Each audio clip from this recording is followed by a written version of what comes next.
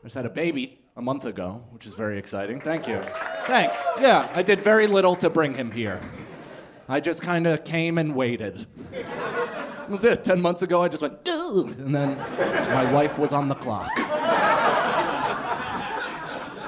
yeah, I'm tired. I have two now, 2 kids, which I was exhausted before my new kid got here, you know?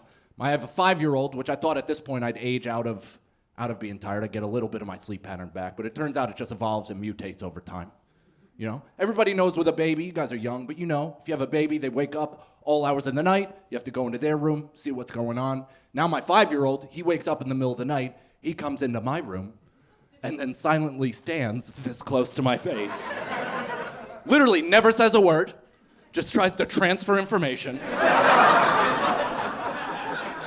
from his head into mine. And it works 100% of the time. Eventually I'm just like, so, hey buddy.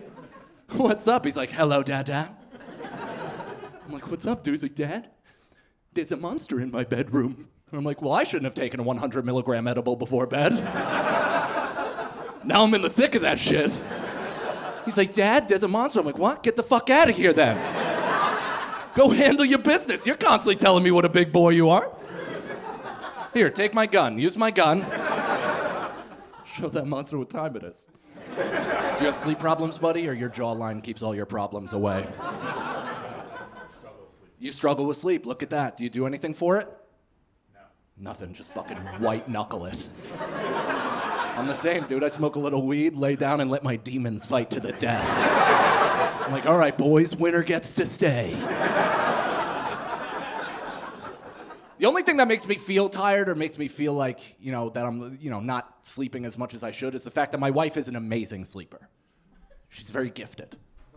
And I don't know if anybody else feels this way, but anything my wife does well, I take as a personal attack. She sleeps at me. But I gotta give her credit. She's very disciplined.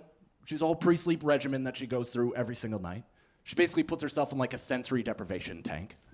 She does. She has the noise-canceling headphones, got the blackout eye mask. She spritzes her pillowcase with that lavender chamomile. You can fuck me, I'll be sleeping anyway. Spray.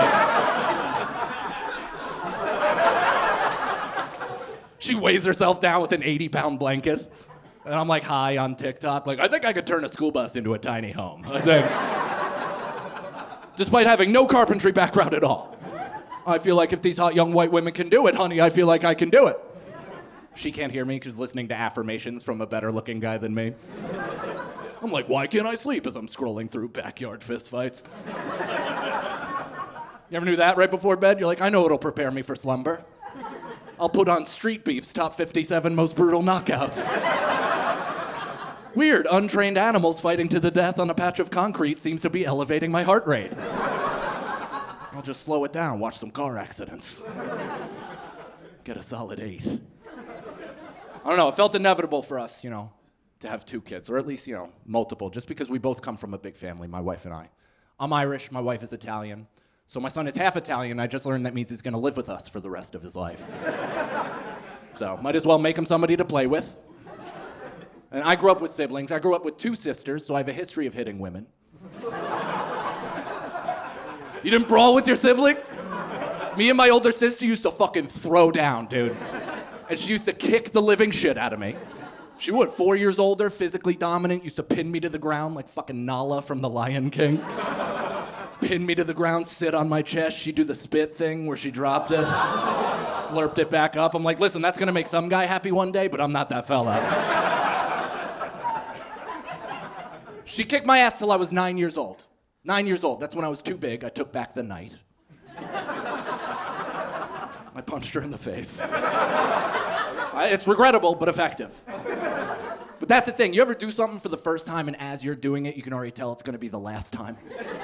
That's what this was. 9 years old, finally sticking up for myself against my bully, throw a punch, make contact, and I'm like, end of an era.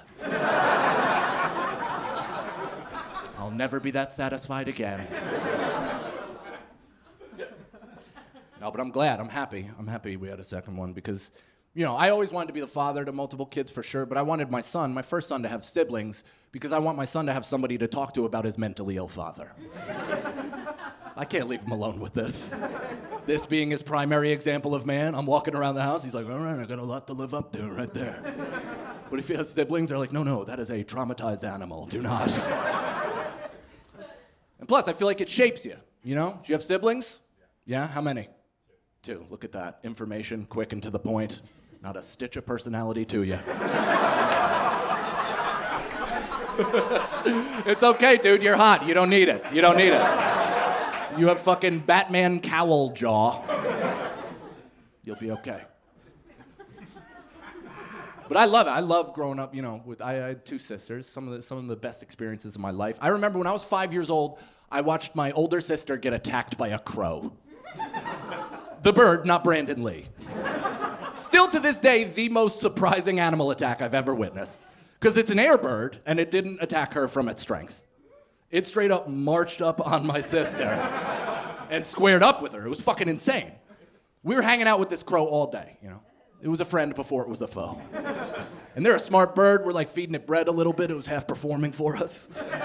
A little. My sister ran out of bread that was plumb unacceptable to the bird. Out of nowhere, just devolves 65 million years and starts marching like a velociraptor at my sister. And my sister, even though she had years of experience kicking the shit out of me, had none with a bird.